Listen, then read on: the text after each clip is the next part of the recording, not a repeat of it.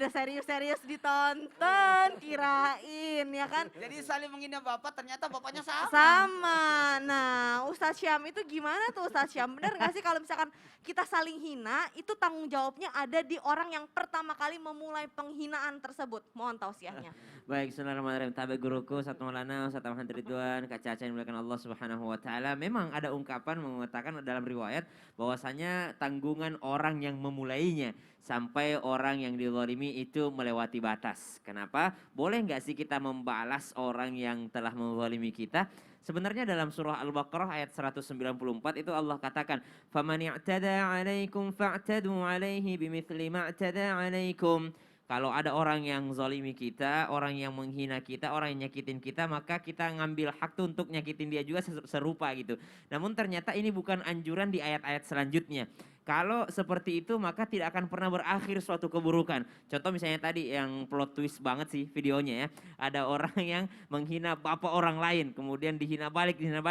Maka Rasulullah SAW mengingatkan ada seorang anak yang menghina bapaknya sendiri. Kata sahabat, emang ada orang yang menghina orang tuanya sendiri. Ternyata kata Rasulullah, orang yang menghina bapak orang lain, lalu orang lain tersebut menghina bapak dia gitu. Jadi sama saja dengan dia menghina bapaknya sendiri. Namun kalau dikatakan, boleh nggak sih kalau kita membalas hinaan orang lain terhadap kita, dan sebenarnya balasan yang terbaik itu seperti apa?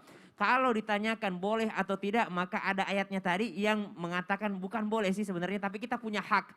Kita punya hak untuk mengambil hak tersebut. Yakni ketika kita dizalimin, maka kita mengambil hak ketika kita terzalimi tadi. Famani i'tada 'alaikum fa'tadu 'alaihi mithli ma i'tada 'alaikum. Surah Al-Baqarah ayat 194. Mungkin teman-teman mau cari dalil orang yang sangat terzalimi banget, boleh enggak sih gue balas dia? Ini ada dalilnya.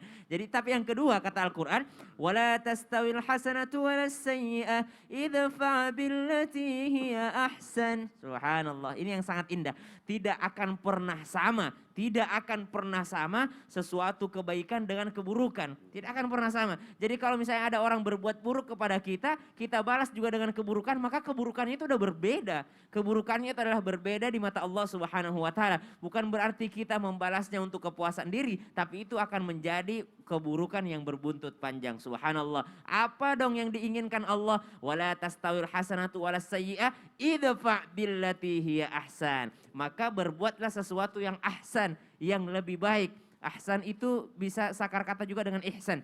Apa itu? Sesuatu yang kita lakukan seakan-akan melihat Allah. Seakan-akan melihat Allah Subhanahu wa taala. Kalaupun kita tidak bisa melihat Allah, yakinlah Allah melihat kita. Kenapa kebaikan itu disebut ihsan? Kenapa kebaikan tersebut disebut dengan ahsan hasan? Karena kadangkala kita berbuat baik itu pengen dilihat oleh manusia. Namun ternyata dasarnya jangan ingin dilihat oleh manusia, tapi dilihat sama Allah Subhanahu wa taala. Kalau ada orang yang menghina kita, kita pasti kalau dilihat sama orang lain, wah cemen lu, masa kagak bisa ngelawan, masa nggak bisa ini? Ayo dong Lawan dong, masa dihina mulu sih? Ini kapan kau angkat derajatmu sendiri, masa engkau membiarkan dirimu dihina? Ya Allah, provokator itu. Ya, tapi kita juga akan terprovokasi akhirnya. Makanya Al-Quran mengatakan berbuat ihsan. Apa itu ihsan? Seakan-akan engkau melihat Allah dan yakinlah Allah melihatmu.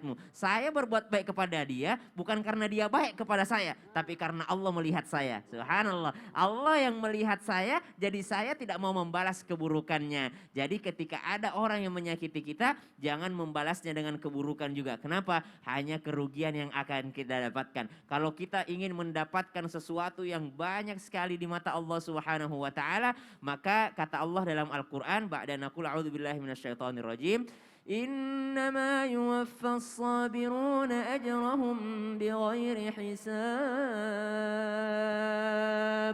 Kesabaran itu bighairi hisab, tidak ada hitung-hitungannya di masa Allah Subhanahu wa taala. Sabar itu bukan berarti diam, Kak Caca. Ada orang kan yang kayak dibully, dihina, diam aja, sukses juga enggak gitu, berubah juga enggak. Udah tahu dihina, udah tahu dibully karena kesalahannya sendiri, tapi enggak mau memperbaiki kesalahannya. Sabar itu adalah kita berusaha terus sampai limit batas kita. sampai kita meninggal dunia. Karena kita tidak punya limit. Kita yang namanya berusaha terus-menerus memperbaiki diri supaya tidak dihina lagi. Itu namanya sabar. Berusaha terus-menerus sampai kita kehabisan amunisi. Subhanallah. Maka yang kedua, apa sih yang kita lakukan untuk membalas, paling bagus membalas hinaan tersebut adalah dengan kesuksesan. Di awal-awal tadi sudah kita lihat tayangannya bagaimana seorang mahasiswi gitu ya yang udah lulus membalasnya dengan suatu yang membanggakan gitu Masya ya. Jadi Allah. balaslah dengan kesuksesan. Masya Allah, jadi sabar sama dengan berusaha. Sabar bukan berarti diam. Bukan berarti Masya dia Allah, dibully tabarakallah. gitu aja terus ya. Gak bisa,